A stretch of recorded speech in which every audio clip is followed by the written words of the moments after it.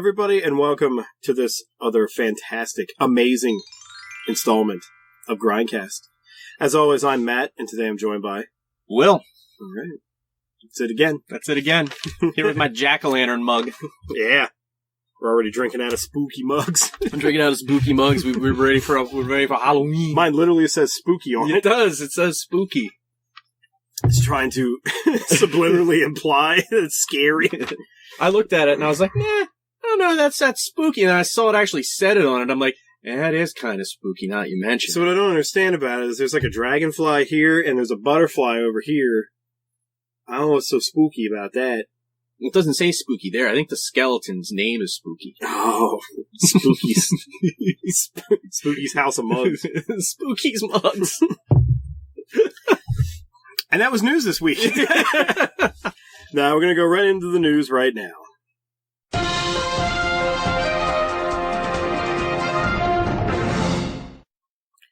All right, so since there's two topics that are kind of mashed together for this one, I'll start with this. Star Wars Episode 8 is started to film already. Mm-hmm. Not surprised. Yeah. I think it's kind of funny, though, when they do start filming for sequels when they didn't even know how the original went, if people liked it or anything. I mean, imagine if they did this back in the day with, like, Super Mario Bros. Well, they used to plan for sequels, and then if the movie panned, then it just wouldn't happen. So that's why you had so many cliffhangers on so many bad movies. Yeah. Well, so it was like they're filming this one, and then they said pre-production started on Episode 9. So it's like, all of them are like, they're moving, they're trucking along. They're not fucking around They're not with this. fucking around with this. They're like, we're doing this. This is happening in succession. It's a machine, a fine oiled Disney machine, and we're just gonna crank these out. And I don't even know if I can do the mouse this week. There we go. Fine oiled mouse. It's well oiled. Now you get that fucking Disney movies out. Huh? And what you're gonna do is you're gonna get Benicio Del Toro to play a villain in the sequel. Which he is. That's cool. They haven't said if he's gonna be a Sith or a Lord or whatever like that, but he's gonna play a villain. They haven't given the name of who he's playing. But they were like, in the article, it was another one of those ones where I'm like, did this really need to even exist yet? Because, like, it was a blurb. Like, seriously, not even the size of a gnat's dick on this fucking article. It was just like, it basically like Benicio Del Toro was like, they asked me if I wanted to be in Star Wars, and I was like, sure. Edited by. I was like, what? Well, Benicio Del Toro is one of those guys that's had so many interesting roles through the years that I could totally see him being a great villain. Yeah, I could too. I hope he stays out of jail long enough to actually be in this. Yeah. And says that's his problem. He likes jail too much. He really enjoys jail. You put him in, he gets out, he's like, God, I am jonesing for more jail time. You ain't getting enough of that sweet, sweet jail. But speaking of Star Wars, I went to Target the other day. And did you go on Force Friday, or was it the aftermath of Force Friday? It must have been the aftermath, because I got there, and right inside the door is a fucking Chewbacca statue? Giant Wookiee. Yeah. Wanting me to take a selfie with him. And you walk past it, it's like, it's like, that's my Chewbacca. Make your Chewbacca noise and take a selfie. And I'm like, no. It's our culture now. No. That's Star Wars in this era. Like, if you would look back at, like, the original Star Wars, yeah, it had its own little weird things about it. It had disco songs and stuff like that. It had a Christmas special. And and then you had the trilogy of the late 90s, and what did it have, really? I mean, it had weird things too, I'm sure, but like now it's just like it had glass cups that were printed with lead paint or something. Oh yeah. Well, now it's like take a picture with your Wookiee. No. Take a picture with your Wookiee out. Get your Wookiee out. Get your Wookiee out. Just peek in and pop out your Wookiee. No, get out. No, not doing it.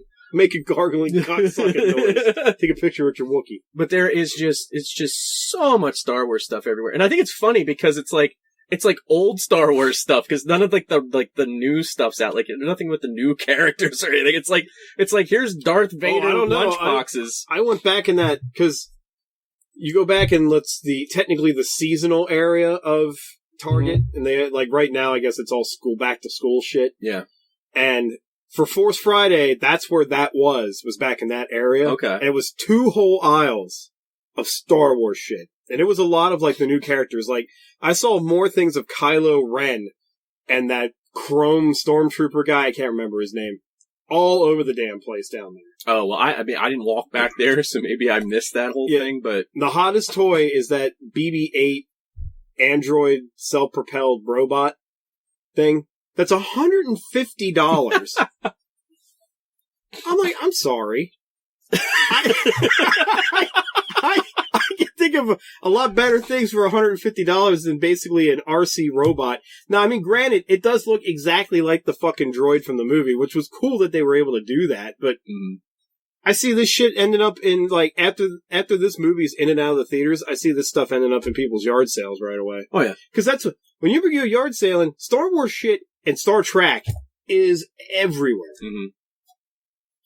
But, yeah, so, I mean, Force Friday. Yeah. I think, I don't know if it went so well with our local Target, because there was a lot of shit in that aisle still. Like, Pop figures, I remember they were blowing up advertising. They're like, oh, we've got a Kylo Ren exclusive one where the mask comes off, or blah, blah, blah.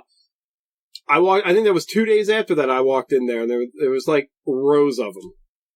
Target exclusives, just rows of them. I'm like, okay, well, I guess I'm not going to sweat on picking one up right now, because they'll be here.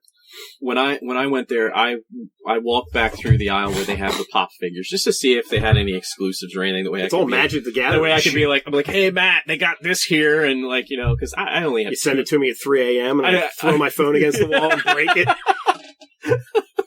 You know, I listened to that in post after I put that sound effect in, and I'm like, holy shit, that was loud. Oh, wow. Keeps the listeners on their toes.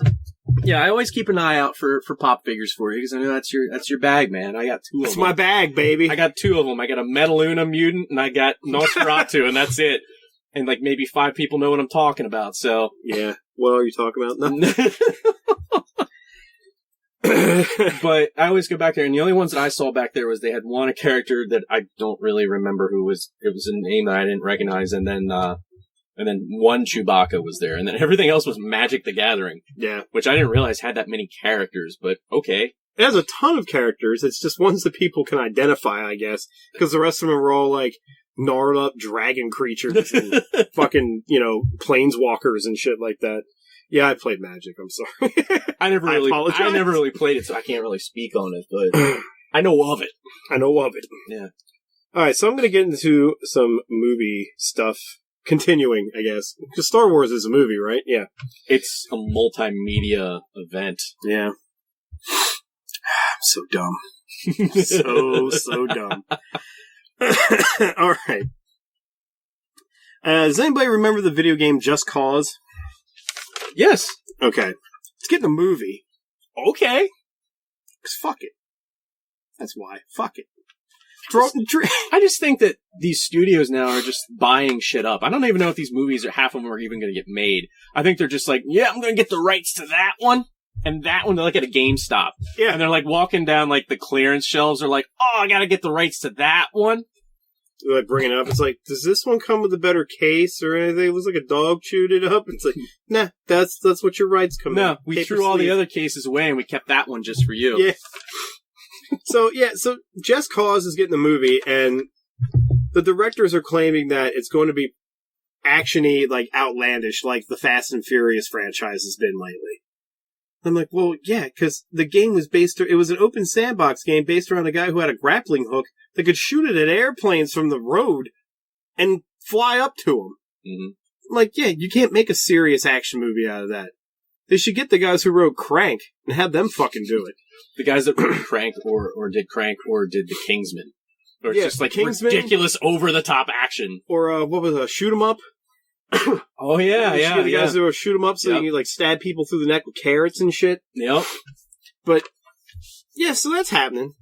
Other more interesting news, though, video game-wise, good old Blue Bomber, Mega Man, he's supposedly getting a movie by Fox.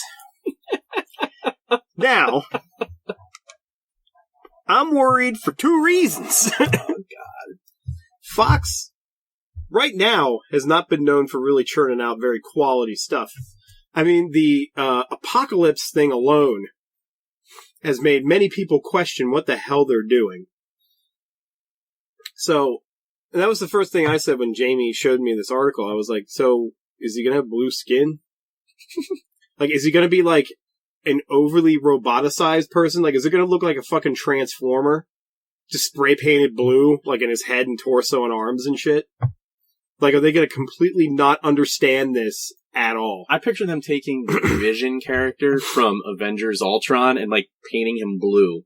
Yeah. And then that's Mega Man. I could see them just looking at the box art from the first Mega Man game and doing that. They're like, oh, so it's Tron! It's like the one, like, or even for Mega Man 2 where it's a guy holding a gun. Oh, yeah, Mega Man 2, that's the one I was thinking of. Well, both of them would work, because the first one, he just looks like an old man in a suit. Yeah. And, like, a space suit. And then in the second one, it was just a guy dressed like Tron, like he's from Tron. Yeah, he's like, he's in the front of like the backdrop and he's just like looking at you like, yeah. Mega Man. You believe this? Did they even see the game? No. No, and that's what I'm worried about. I don't think Fox really does homework on this stuff. Like, how do you see Apocalypse? Like, how do you make it look like that? When you see what he looks like in the comics, like, they did so well with all the other characters, like, casting-wise. Like, Professor X, fucking Patrick Stewart, perfect. I couldn't think of anybody else to do that. You know, fucking, Hugh Jackman is Logan, perfect. Mm-hmm. That guy is Cyclops, perfect. I can't remember his name. James Marsden. Yeah, he was in a lot of stuff, but yeah. Him as Cyclops, that worked. You look at that guy, you're like, yeah, you're a bossy douche. You work perfect. Yeah. You know, Halle Berry is Storm, she looks the part, just don't give her any speaking accent. Don't give her anything to speak. I hear more lines about toads, I'm gonna shoot somebody. No, Ian McKellen is Magneto. Magneto, yeah. Perfect. So yeah, you do so well with this, and then you get a character who's basically one of their worst villains. Like, gave them a lot of problems. Not a bad villain, but like he was one of their most influential villains. Yes. And then you make him look like the son of Ivanus. So that alone, I'm just like, I can't wait till I see leaked footage or idea art and stuff like what do you call that? Like beta art and stuff for what they want the character to look like. It's not going to be right. I can guarantee you that right now. Not at all. And I hate saying that because I don't like being one of those guys that's like, oh, it's going to be terrible. And they didn't even make it yet. I hate being that guy, but their track record right now is not good. It's Fox. They're not doing a good track record, and it's a video game movie. There's 3 strikes right there. I would probably be more interested in this if it was animated, because then you just take Astro Boy and put a blue suit on him. You know, you don't have to do too much with it. Even they did, they did Mega Man cartoons, you know, like they... Yeah, well, that's what I was just about to say. I was like, just make another cartoon series or something. Mm-hmm. Don't make a movie out of it. Because then you're gonna, like... I swear to God, this thing's probably gonna open up, and it's gonna be this narration scroll of, like, the history of Mega Man and how he is, and it's just gonna be, like, this overly dramatized fucking, like... I just... In the days. It's the year 20XX. 20XX. Technology has taken over. And one man, Dr. Light, has found the only hero. It's just, I can see this shit. And it's like Mega Man just like rising out of these ashes or whatever. Dead robot parts all over the place. Yeah. Fuck. I actually think if they really wanted to do a Mega Man related movie with a good story, take the Mega Man X story, the first game, of like how this guy got all these robots that were like helper robots and stuff like that, and he turned them against the establishment by saying, you know, by showing, not just showing them that they were being used, but like also like, I mean, he got in and messed with their circuitry, But, like, Dr. Wily... What a hypocrite.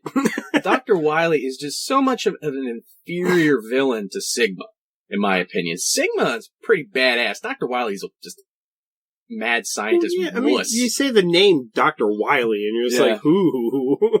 His character design is based on Albert Einstein, which I still find hilarious. Yeah, that's kind of weird.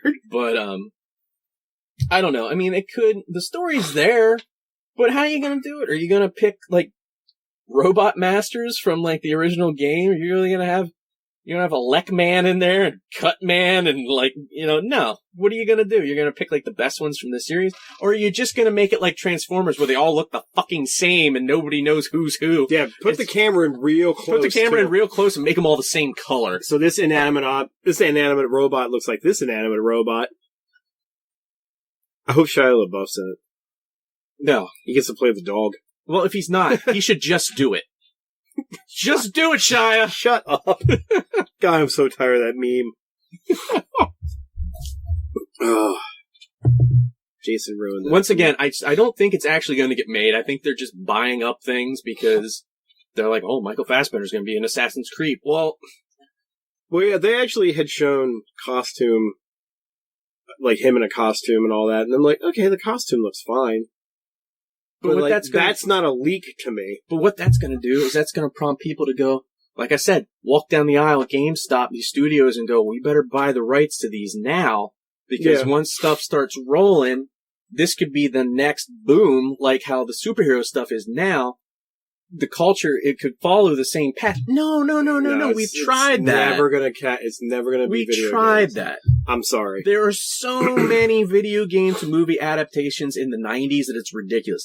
There's only certain ones that stick out in people's minds, but we've talked about it before. There was a Double Dragon. Mm-hmm. There was Wing Commander. There was Wing Commander. There was Doom. Doom. That wasn't 90s, but yeah, Doom. House of the Dead. Blood Rain. Other ones from the night. Street Fighter. The 2 Mortal Kombats.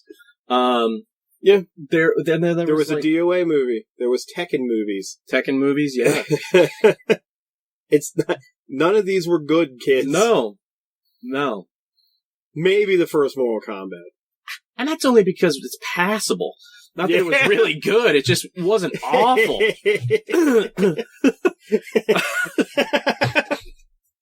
Oh, I'm goofy right now. Oh. Yeah, it's just like you stack them all up and you go, well, this one's the least shit, so put that one on top. Had that cool theme. Cool theme song. That was the best thing that came out of video game movies so far. And the first Silent Hill was decent. I'll agree with that. I'll stand by that. I'll agree with that. I don't know if that's better or worse than Mortal Kombat, though, but that's very debatable in my mind. Better film-wise, yes. Better utilizing the source material, no. Not at all. I mean, Mortal Kombat utilized the source material. Silent Hill just took it and just kind of like, we're going to take all 3 of these films, or these games, and we're going to make it into one film. And it's not going to make any sense, but, we're just going to throw it all in there, and then, people will die from barbed wire. So, yeah. I can see they're trying with this. They're trying with this as hard as they're trying to find that other Harry Potter again. Because after Harry Potter ended, then you saw all those things like, oh, Divergent. No, that didn't work. Oh, yeah. Oh, well then, Maze Runner. Yeah, that didn't work. Oh, well, how about we try out the Giver? Nah, that didn't work. There's another one that they tried with Ender's Game. That did Ender's okay, Game. But I don't think it pulled in the amount of people that they wanted, so I don't know if the sequel's actually going to happen with that or not. I mean, they have tons of shit to go off of. The guy wrote fucking 8 or 9 books off of that whole thing. And I say, if you're going to go with a video game movie, and you don't want to throw a ton of money into it, but just enough to see, to dip your toe in the water, pick something weird like a Maniac Mansion or something like that, just to throw it out there, just to see if people will go see it for nostalgia. Obscure ones, so not many people know about it. So if you fuck it up, it's not that bad. Yeah. Exactly. Fucking do a Splatterhouse movie. Well, wouldn't that be Friday the 13th? Shit. Well, there you go. Best video game movie adaptations ever. Splatterhouse, aka Friday the 13th. Kill him, Jason. What was the main character's name in that? Wasn't it Rick? Yeah, it's Rick. Kill him, Rick. Kill him, Rick. Kill him for mommy, Rick.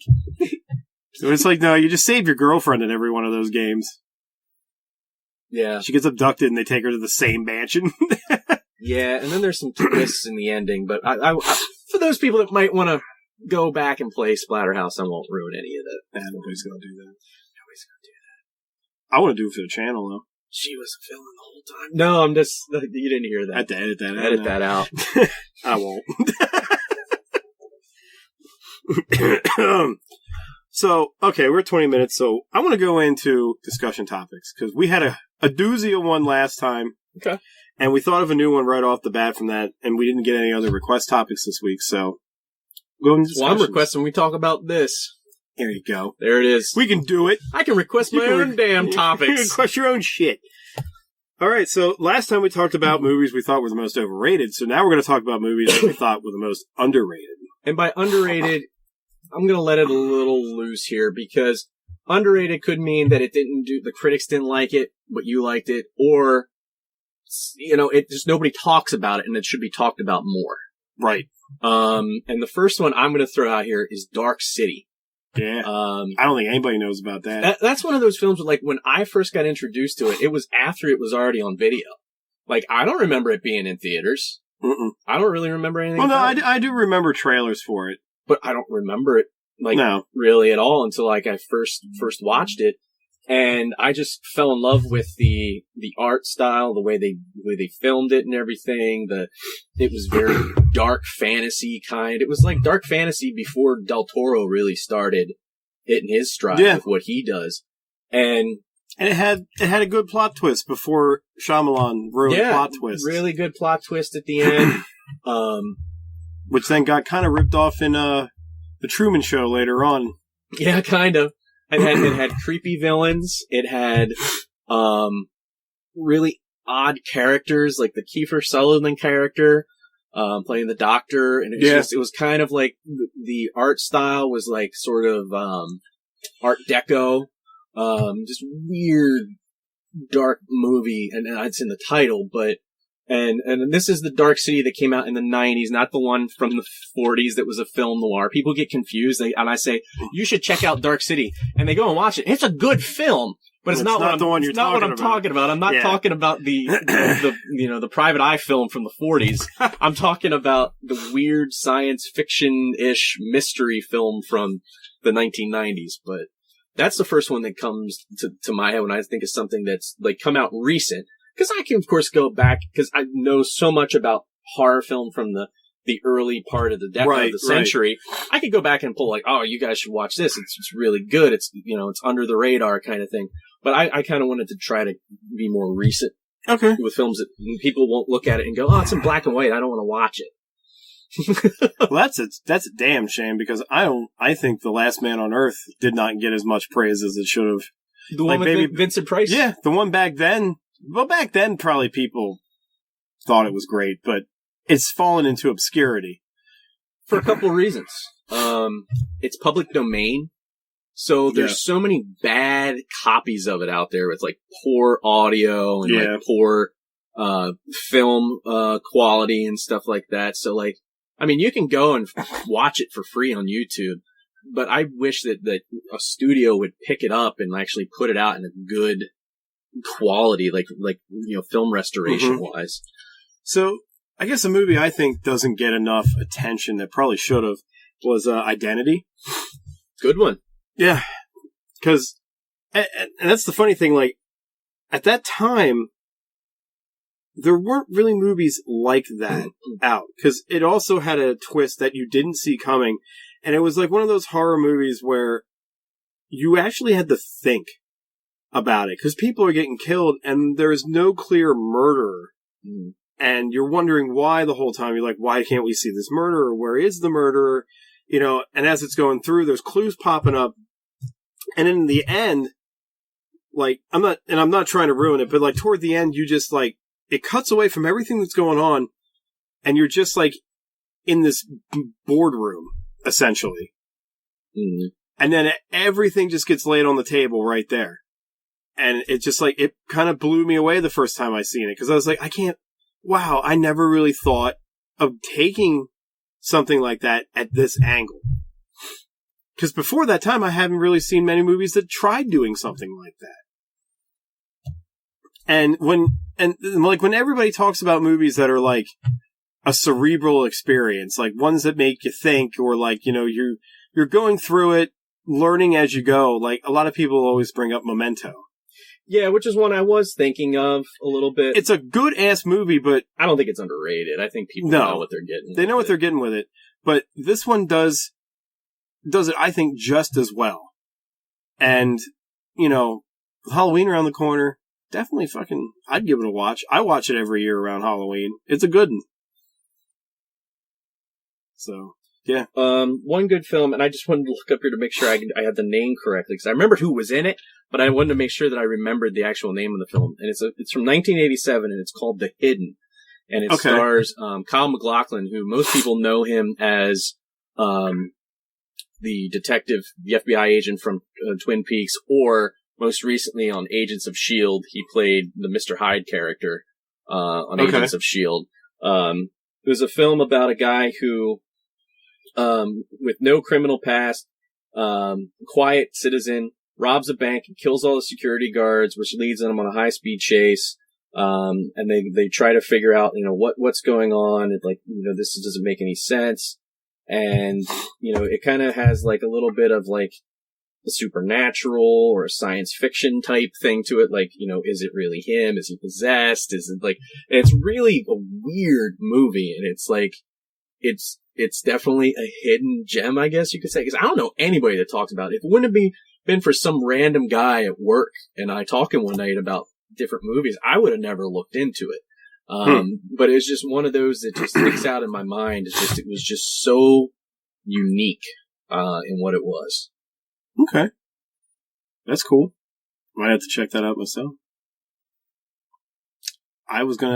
This is one that back in the day, I'm sure it got a lot of praise, but like nowadays, I don't think it really gets brought up much, and that's the original King Kong.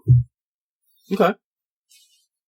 Because now with like all our advancements, which I consider to be de-advancements, because I think it looks more fake now than it did back then. I mean, the Jackson one, it was, you know, I liked it. I didn't like it as much as the original and all, though. Right. But when you go back and watch ones like that, you just have to put yourself in that time era and like actually sit back and like, how in the hell did they do half of what they, you know, how did they do these special effects? Because back then it was just, nothing was like that. Mm-hmm.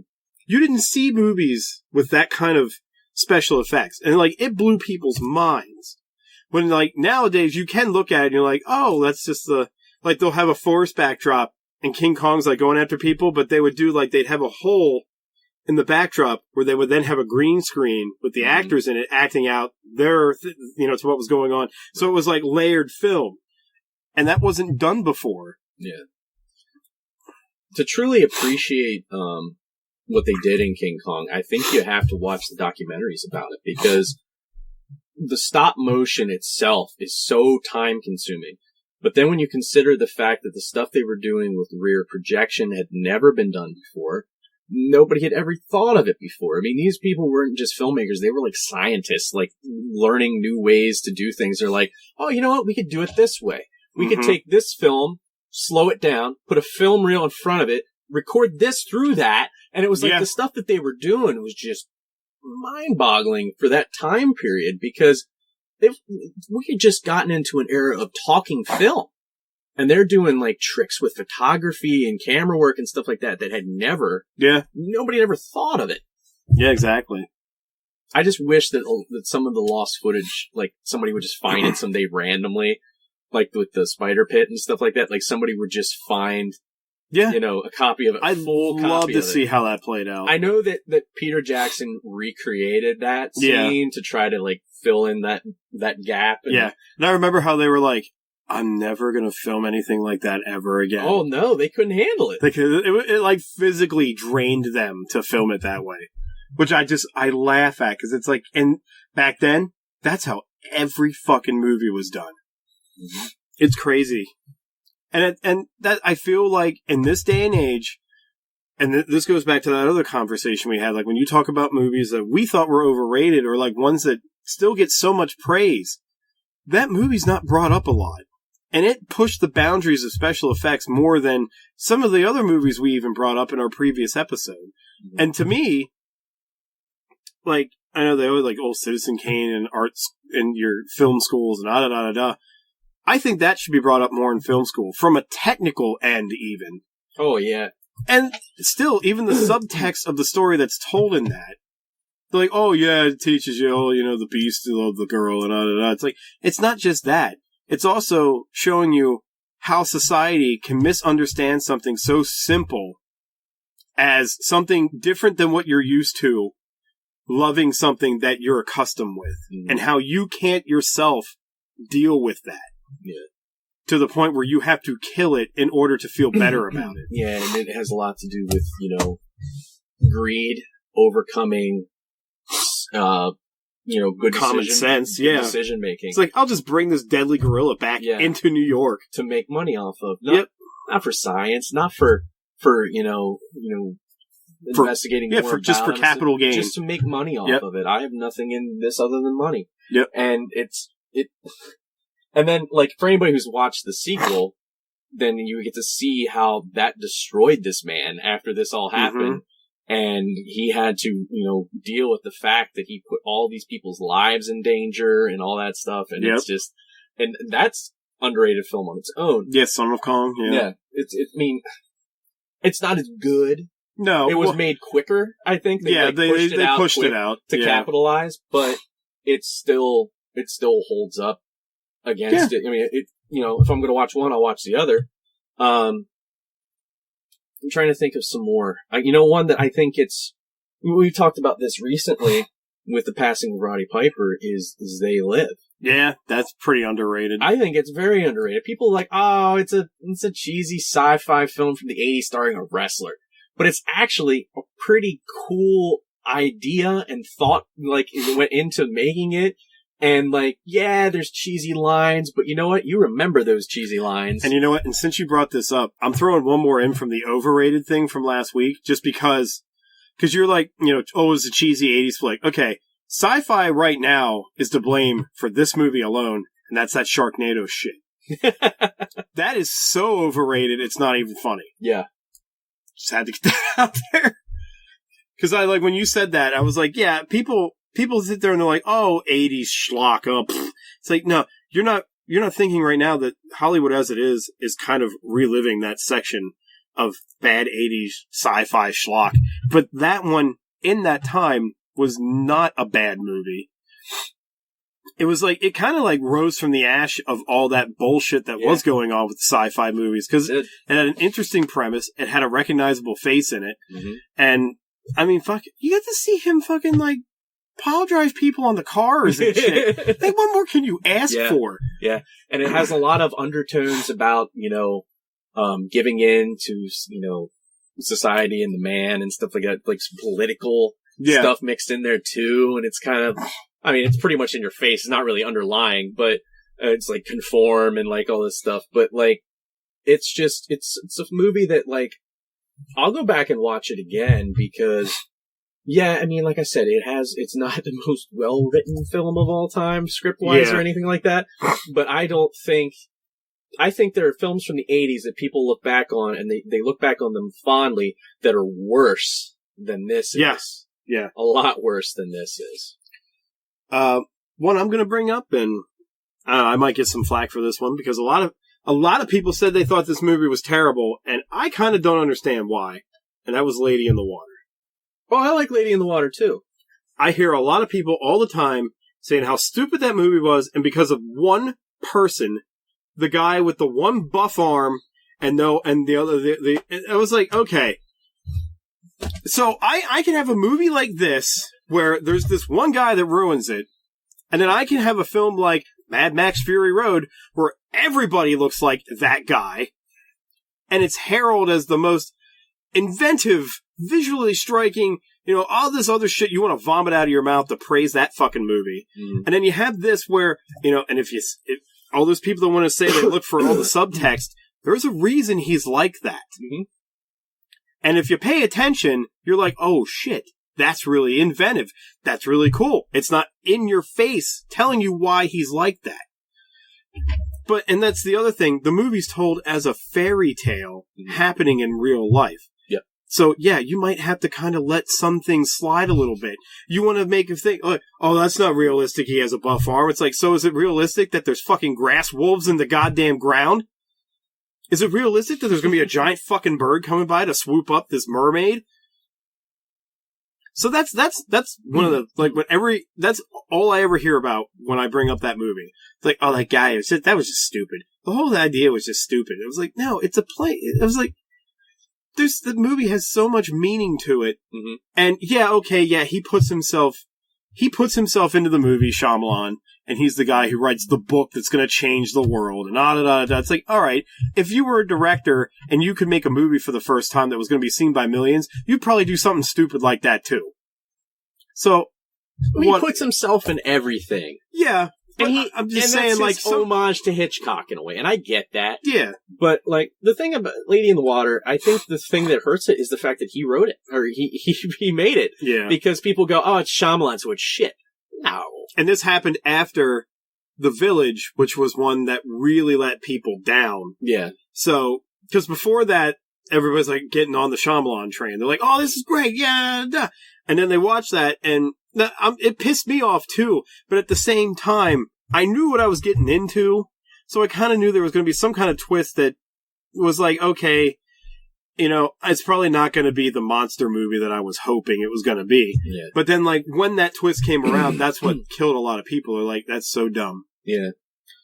Well, it's funny you mentioned The Village, because my wife and I actually watched that this past weekend. She had never seen it before. Okay. She knew what the twist was going to be and stuff like that. So we got to... Oh, yeah, she listens to the show. We got to kind of, like, watch it through her eyes in a way to kind of see... If there's anything like she's one of those people that, like, wants to figure out the mystery in the movie. And, like, she does this, and she knows she does this. Anytime we're watching something I've seen already and she hasn't, she'll look at me and go, it's this, right? Oh, I do that constantly. And I'm just like, I'm not telling you.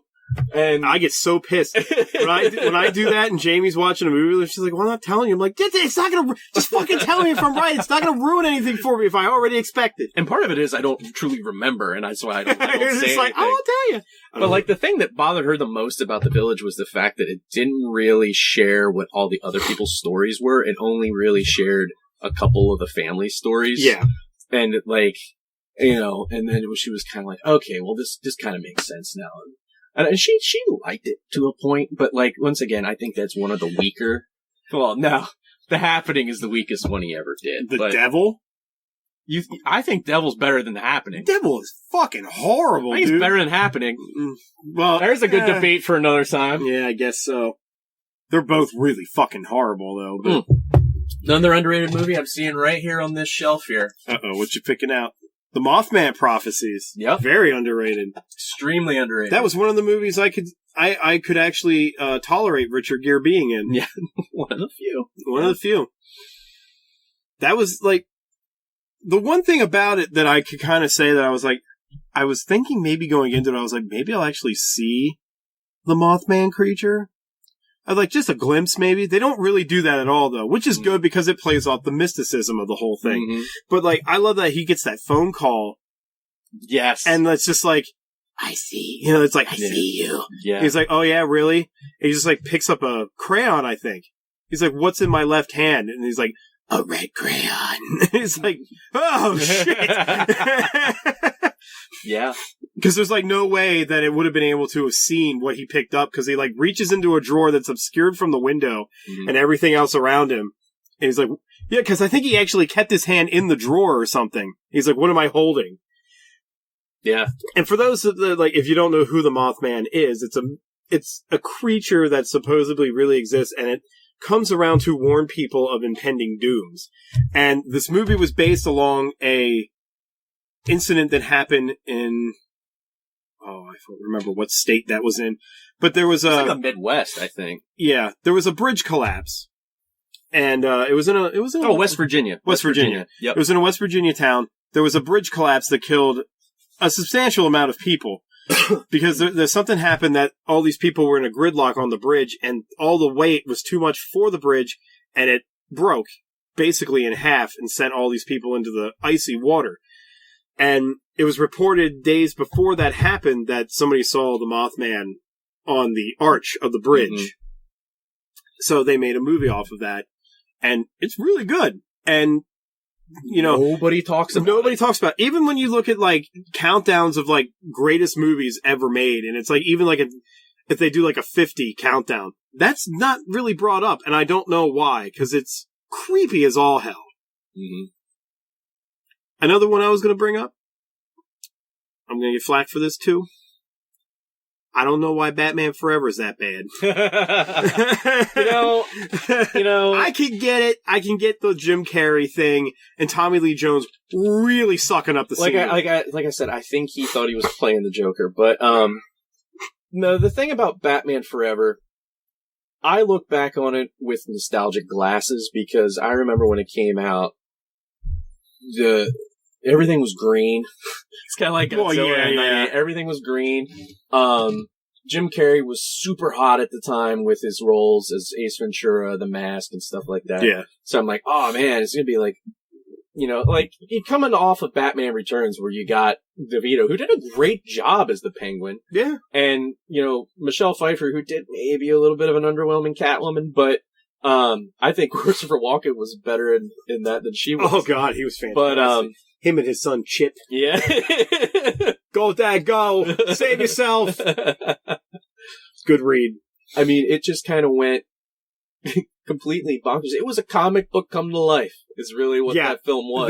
That is that's probably one of the most perfect actual comic book, like, to movie things. Because it's like, yeah, I know, the first two made it really serious, like, the second one even more than the first one.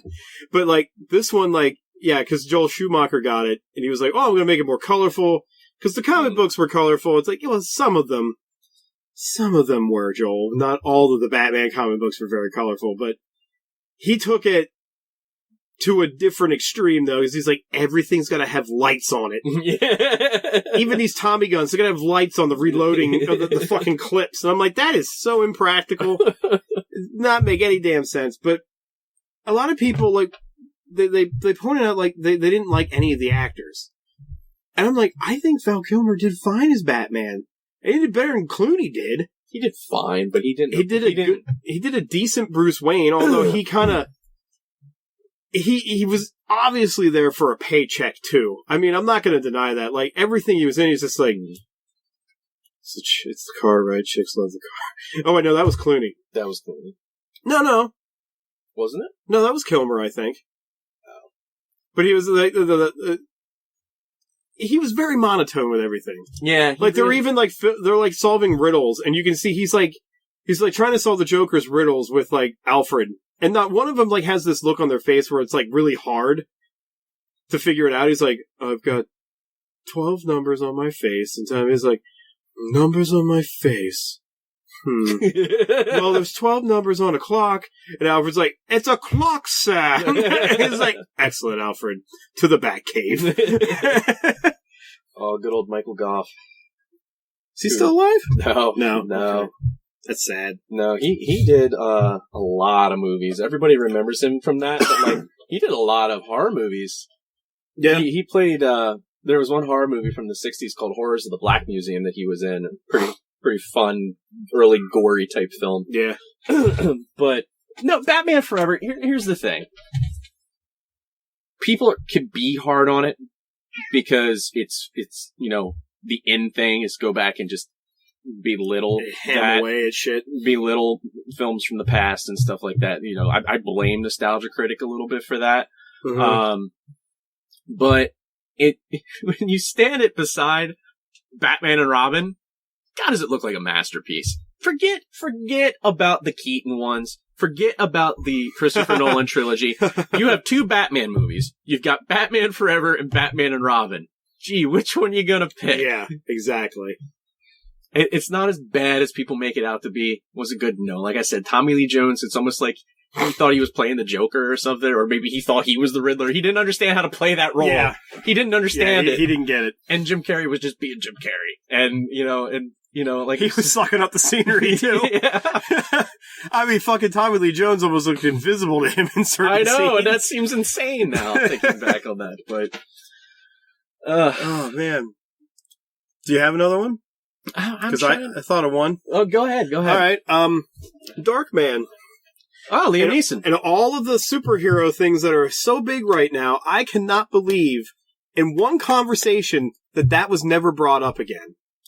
Because you know what? Everybody wants the dark, brooding superhero thing. Mm-hmm. You can't get any darker than that shit. No.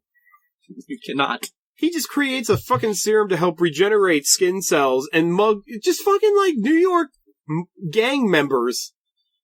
What was the fucking, what was the lead guy? It was, Duran. Yes.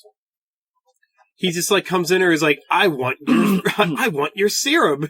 And for some reason, he's just like, you have to kill me to get it. It's like, it's not like at any point they made it that he was like this guy who would die for any of this. But he's just like, you have to kill me to get it. It's like, okay, fine.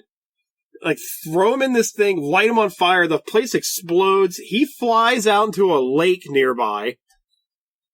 And then he's Darkman from then on. He finds he's like a hobo, finds a fucking hat and a trench coat. And then he makes a new lab in like, which is funny, he makes like a lab in like a construction area, which I'm like, I'm sure people come back to that eventually to finish the building they started. But he goes and remakes his lab, remakes the formula, but it's not the greatest. He can go back out into daytime for a shortened period of time. And then he also then finds out how to make it into other people's skin so he can mimic them. And it was really cool. Now, granted, as it went along, Darkman 3 used about probably 20 minutes worth of Darkman 2 footage. Yeah, it just like rehashed it. It did. But the original one was really good. And as far as like superhero movie talk, it's not brought up a lot. So that was one I thought of. All right, one I thought of, and I know I'm going to get hammered for this. Okay, go for it. Get hammered. The Orphan. No, I hated it. I hated it. Why did you hate it? It was dumb. Why was it? That's not an argument. I know it's not an argument. I'm trying to see if I remember the same movie. Because there's a lot of them that are like this movie, though. Where the little girl ends up actually being a full-grown woman? Yeah. Trying to have sex with the dad? Yeah. There's a lot of those that you don't have to pay to go on sites for. When I go to sleep, there are.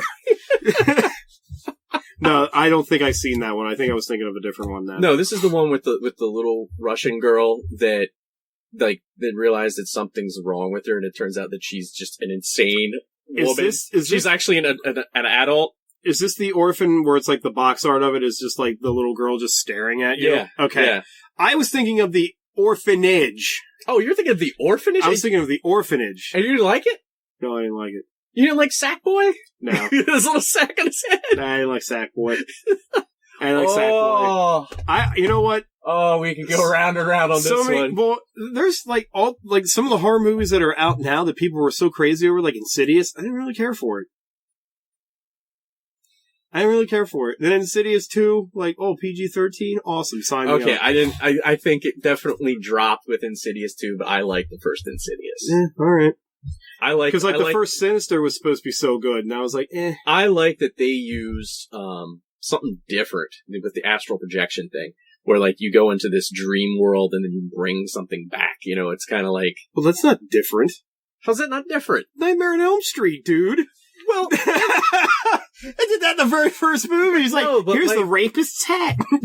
Well, yeah, but that's a little bit different than this because that's one character that came out of the dream world. This was like all these when your soul leaves your body, it attracts the damned to want to take your body, and that's why they were all showing up. Poltergeist. But see, that's an Indian burial ground. That's completely different. They're dead. They desecrated their land. These are just damned souls. All right, go ahead. No, but continue. But with the orphan people panic because they're just like, oh, it's some kind of weird pervert film.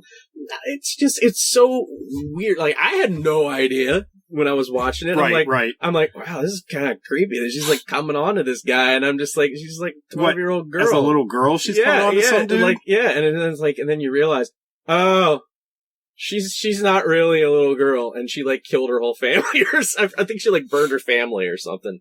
Like, I don't really remember the whole plot at this. I'd have to go back and rewatch it, but people hated that movie, and like, I didn't think it was that bad. Okay. I don't know why The Last Action Hero was that bad. Yeah, now you close your eyes and shake your head at me. When I was a kid, I fucking loved The Last Action Hero. Death came out of the screen, which was Ian McKellen, by the way. It was. And fucking Schwarzenegger being Hamlet. Oh, mwah! Perfect. No, I know it's a bad movie. It's a bad. It is bad. It's very bad. As a kid, though, I ate that shit up. Fucking anything Schwarzenegger they threw him in as a kid, you were like, yeah, sign me up, I'll fucking watch it. I'll tell you what. People do I know critics didn't like it. Kindergarten Cop's a very good movie. Oh yeah, I fucking love Kindergarten Cop. But like, critics never really liked it. No. What I never understood, and this one got a lot of bad press, RoboCop 2 was considered to be way inferior to the first one. And in my mind, like, some days I just sit down and I watch them back to back, and I'm like, I know it's a different director. I don't really see that much difference. Because they're like, oh, it's not as gory. I'm like, so the fucking floating brain with the protruding eyeballs in the canister isn't as gory as shooting somebody in the dick? I'm like, what about the scene where he goes in as the robot and just kills everyone, including a 13-year-old boy, I might add. This is true. Who's high on drugs. I swear to God. Ever since I practiced doing Master Shake, I just talk like that sometimes. He killed a little boy who was high on drugs. I will say another movie, and I think Fred will appreciate this. Oh God, even though he's not here. A movie that gets panned pretty hard, and I don't say A Good Day to Die Hard. I still like it. And that's Under Siege with Steven Seagal. No, I fucking love Under Siege. But people pan it because that's like Seagal. His best movie. They pan it Steven Seagal, but I'm like, that is the creme de la creme of Steven Seagal films. Just like people pan Universal Soldier. Mm. I was like, that's a good ass movie. What the hell are you talking about? It's probably the only good movie Van Damme's done. Nah, because everybody will say Bloodsport for that one. Yep. Which is fine. I didn't think Bloodsport was as good as everybody else says it is, but that's wrong topic. Yeah. You remember The Quest? That was a Van Damme movie where he decided he was peaceful and he wasn't going to fight anybody. Yeah. I'm trying to think of another, because there's tons more. It's so hard to think of some of this stuff off the top of your head. It really is. We don't research any of this. This is all just off the top. That Beowulf movie that was in CG. A lot of people said it was fucking horrible. With Angelina Jolie? Yeah. A lot of people said it was fucking horrible. As somebody who, around that time that movie came out, I sat down and read through the story. And then watching it again watching it again through a movie like that, I'm just kind of like, it stayed pretty goddamn faithful to its source material, if you ask me. And because so many people are like, well, why did it have to be CG? It's like, I don't know. Like, think about it. When you sometimes see a movie that's supposed to be fantasy, and they shoot it in real actors and everything. Mm-hmm. And especially with the concept of what's going to go on in Beowulf, you kind of don't take it as seriously. Right. Because you're definitely looking for some flaws to happen and everything, but I think at the CG version of it, I was like, it's fine.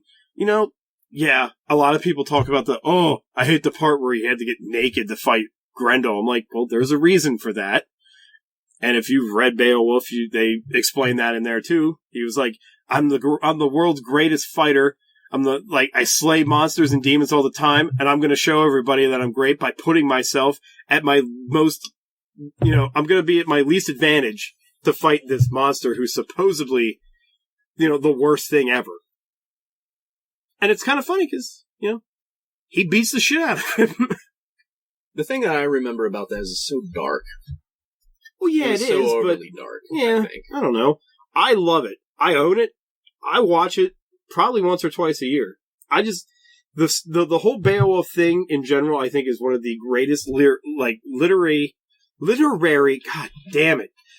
One of the greatest literary fantasy stories ever made. And I mean, it was a poem to be more correct, but it was great.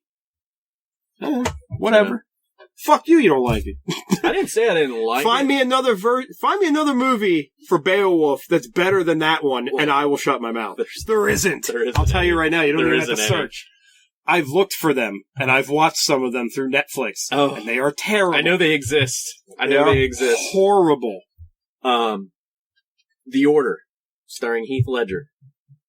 The one where he plays the priest investigating, oh, boy. Yeah? Not a fan? Nah. Nah. Yeah. Yeah, get out of here. See, I don't think it's underrated. Okay. I think it's underrated. I think that it gets overlooked. Well, yeah, probably it does get overlooked.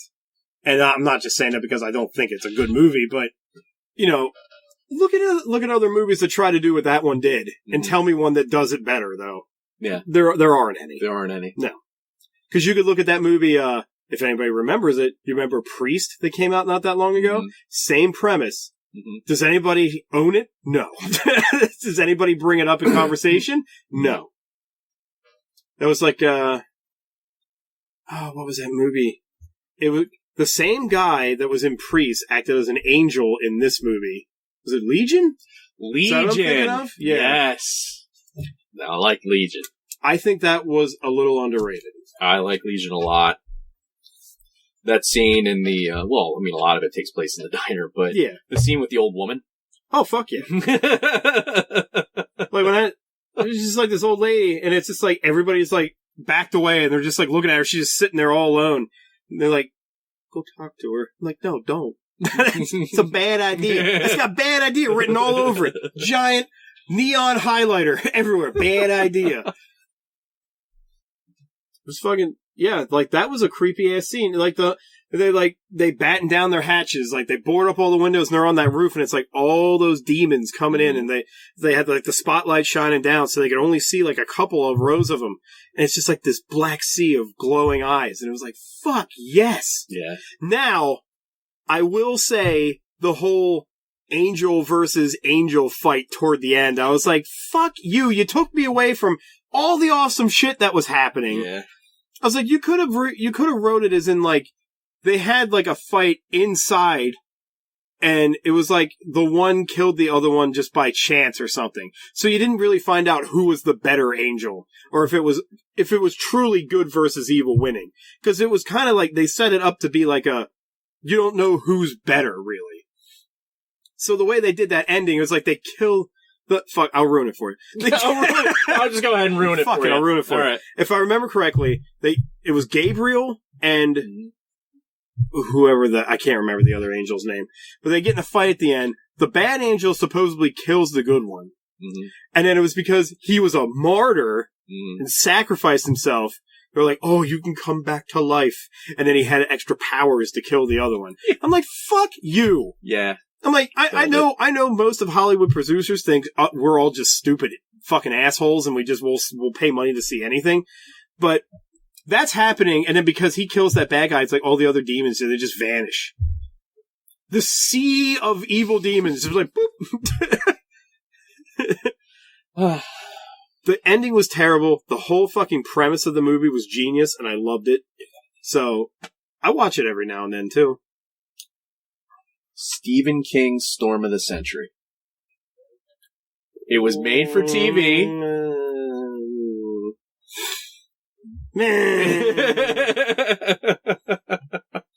It was alright. Looking back on it, it was pretty badass for a made-for-TV movie. Well, yeah, for made-for-TV, yeah. And, I'm sorry, but Colm Feore is one of the most underrated actors of the past 30 years. Yeah, he totally is. I mean, give me what I want and I'll go away. I'll never forget that line, like the way he delivered it. And like anytime I see him in anything else, I'm like, he's a give me what I want and I'll go away guy. You know, I just always remember that. And Tim Daly, say what you want about it. Everybody's like, oh, it's just Joe from Wings, blah, blah, blah, blah, blah. He did very good. You really like your Tim Daly. I do. It's apparently Stephen King does too, because he put him in the Shining one for TV. Oh, that was the other guy from Wings, Steven Weber. He liked Wings then. He really liked Wings. he never got Tony Shalhoub in anything that I know of. But he sat down with a nice cup of tea in his Lorna Doones and watched Wings. Little shortbread cookies. It's like, I'm going to take those Hackett brothers and put them in horror movies. Yeah. It's like, this is Stephen King's favorite afternoon Tim Daly thing. did much better than Steven Weber did. But. Yeah.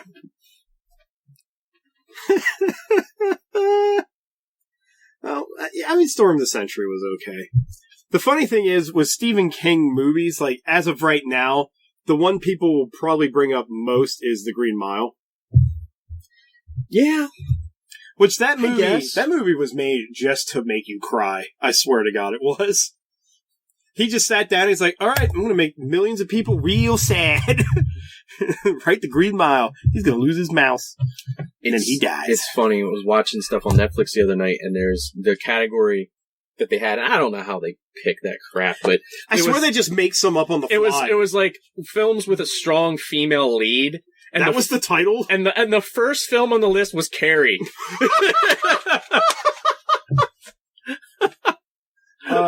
And the first thing that came to mind was, they're all going to laugh at you. Yeah, I mean, that... I guess that is one of his more famous movies, was Carrie, probably.